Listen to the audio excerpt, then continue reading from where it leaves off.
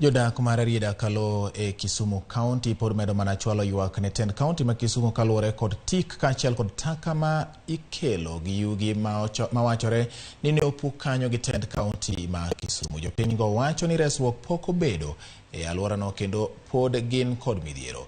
Jaod bura ma Kisumu East Shakil Shabir koro golo siem ne tend county ma Kisumu kaachiel kod bad migawo mar NEMA kendo bogo biro kawo ndamo mar dhi e doho po ni takago ok ogol kanyo e yo mapiyo.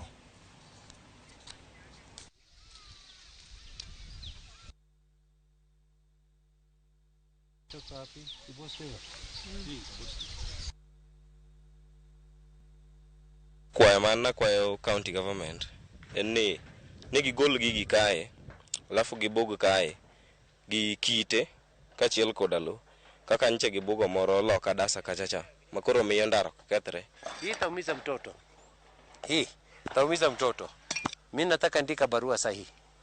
Alafu kama hawasikie barua tutapeleka huko NEMA. Hawasikie hiyo tutapeleka petition. Hawasikie hiyo tutakuja nyewe na tingatinga yetu tutabeba hiyo nitapeleka City Hall mrudisha hao takataka.